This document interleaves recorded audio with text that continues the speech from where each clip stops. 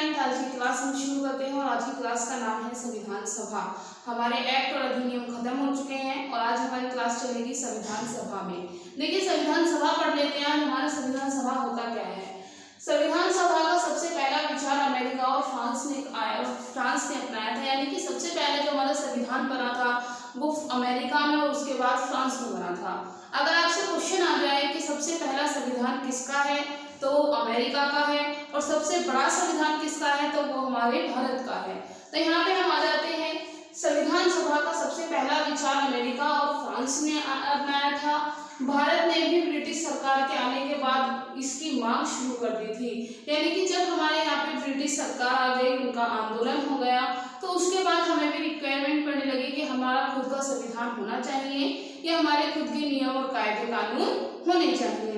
तो इसी के चलते हमारे भारतीयों ने भी एक संविधान सभा की मांग की कि हम अपना संविधान स्वयं बनाएंगे और हमें आपकी जरूरत नहीं है।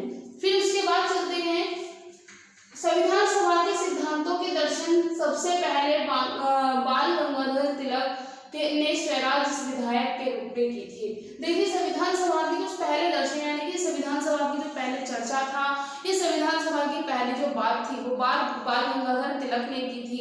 यानी कि अगर आपसे क्वेश्चन पूछा जाए कि सबसे पहली मांग किसने की थी तो बाल गंगाधर तिलक ने की थी। किसके लिए? संविधान सभा के लिए। अब हमारा नेक्स्ट आता है 1922 ईस्वी में गांधी जी ने भारतीय संविधान के लिए संविधान सभा का निर्माण किया। 1922 में, देखिए ये आप लोगों के लिए इम्पोर्टेंट है कि 1922 में क्या हुआ। 1922 में गांधी जी ने भारतीय संविधान के लिए संविधान सभा का निर्माण पर जोर दिया, यानी कि गांधी जी ने यहाँ पे हमारे जो कंपल्सरी था यानी कि उस पर जोर देना शुरू कर दिया कि अब हमें संविधान बनाना है तो बनाना है, अब हम किसी से नहीं रुकेंगे। फिर उसके बाद है उन्होंने हरिजन पत्रिका में यह लिखा कि भारत संविधान भारतीय वासियों के आधार पर होगा, यानी कि यहाँ पे गांधी जी ने जोर देते हुए ये कहा था कि हमारा संविधान बनेगा, आप इसे रोक नहीं सकते हैं और ये भी हमारी इच्छा के अनुसार बनेगा, इसमें आपका कोई भी लेन देन नहीं होगा। तो सबसे पहला हमारा पॉइंट था कि भारतीय संविधान कहाँ था। भारतीय संविधान सबसे पहले अमेरिका ने और उसके बाद फ्रांस ने अपनाया। दूसरा ये था कि भारतीय संविधान की सबसे पहली मांग बाल गंगाधर तिलक ने की थी। तीसरा था कि उसी मांग को जोर देते हुए गांधी जी ने अपनी पत्रिका, जिसका नाम हरिजन पत्रिका था, उसमें लिखा था कि भारतीय संविधान भारतीय वासियों की इच्छा के अनुसार होगा। इन तीनों लाइनों में सबसे इम्पोर्टेंट, तीनों ही लाइनें इम्पोर्टेंट है। सबसे पहली लाइन कि दुनिया का या ब्रह्मांड का सबसे पहला संविधान किसका था तो अमेरिका का था। दूसरा कि भारतीय संविधान की सबसे पहली मांग किसने की तो बाल गंगाधर तिलक ने की। तीसरा, गांधी जी ने अपने संविधान की मांग को बढ़ाते हुए किस पत्रिका में उसका उल्लेख किया तो हरिजन पत्रिका में उसका उल्लेख किया। अब हम नेक्स्ट आ जाते हैं 1923 अप्रैल में कॉमनवेल्थ ऑफ इंडिया बिल प्रस्तुत किया गया, यानी कि ये जो लाइनें हैं इसमें हम डिटेल भी पढ़ेंगे। मैंने अभी इसमें डिटेल एक भी नहीं दी है, इसमें सिर्फ बेसिक दिया है, कंटेंट बताया है कि संविधान सभा का कंटेंट होगा कैसा। तो उसमें सबसे पहले था 1923 की अप्रैल में कॉमनवेल्थ ऑफ इंडिया बिल प्रस्तुत किया गया। दूसरा है 1925 में गांधी जी को अध्यक्षता में दिल्ली सर्वदलीय सम्मेलन हुआ, यह संविधान की पहला कदम था। तो आपके लिए इम्पोर्टेंट है 1925 में गांधी जी ने दिल्ली में एक सर्वदलीय का मतलब था उसमें सारे दल के लोग होंगे और वो संविधान सभा के लिए अपनी मीटिंग बैठाएंगे।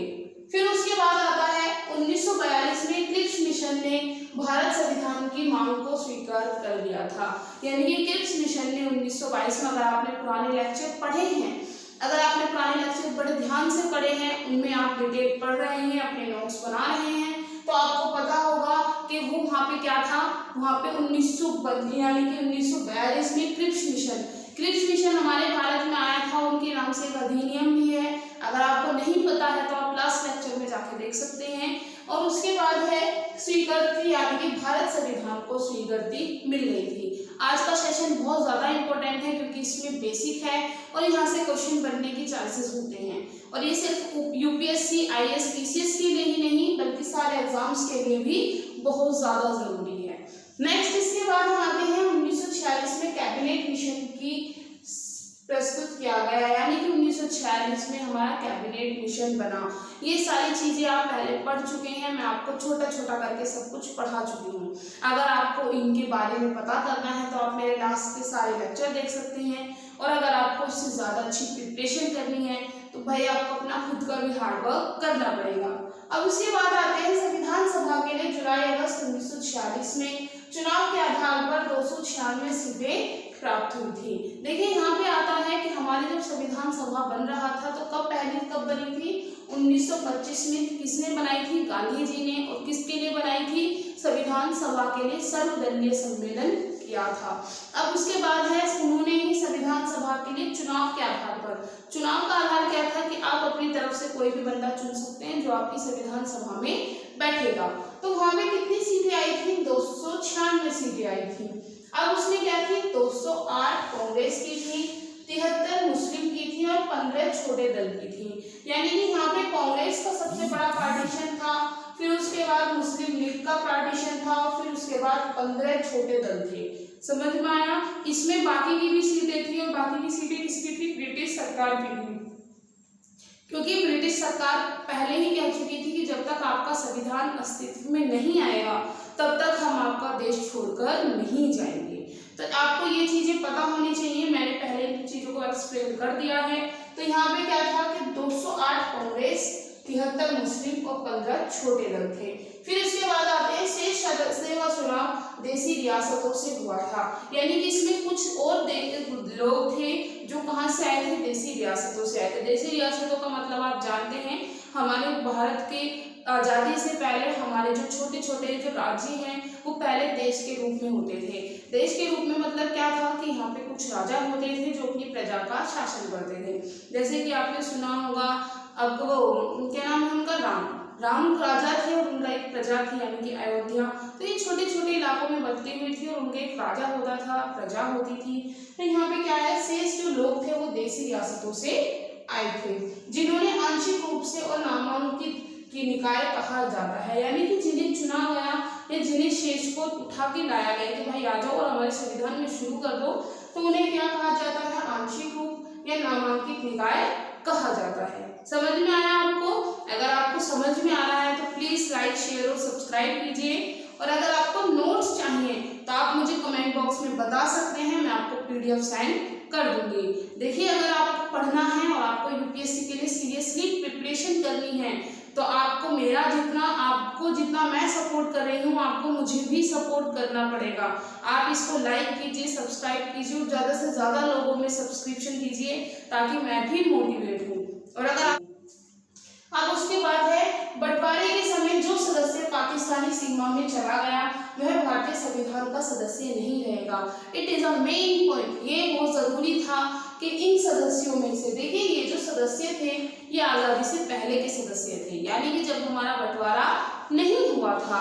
अब जो लोग आए हैं यानी कि बंटवारा, अब आपको पता है बंटवारा किसमें था। मैंने क्वेश्चन आपको दूंगी कि हमारा बंटवारा यानी कि हिंदुस्तान और पाकिस्तान को किसने बांटा था, ये आप मुझे कमेंट बॉक्स में बताएंगे।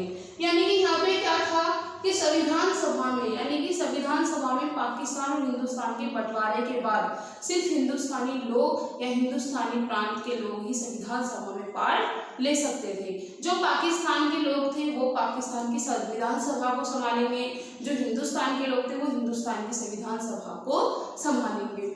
अब उसके बाद आता है बंटवारे के बाद संविधान सभा में 389 यानी कि 389 लोगों ने, 389 के स्थान पर 299 लोग ही रह गए थे। देखिए आपको पता है जब बंटवारा हुआ, अब हम एक फैमिली में रहते हैं तो हमारी फैमिली मेंबर हैं 8।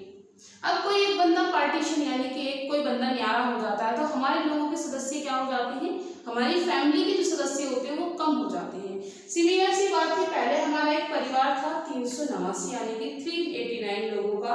अब जब पाकिस्तान अलग हो गया तो हमारे पास केवल कितने सदस्य रह गए, 299 सदस्य रह गए। और 299 में से 229 प्रांत के थे और 17 देसी रियासतों के थे। देखिए अगर आप IAS और PCS की तैयारी सीरियसली कर रहे हैं तो मैंने पहले भी वीडियोस में कई बार बताया है, आज फिर से बता रही हूँ कि आपको छोटी से छोटी चीज भी नहीं छोड़नी है।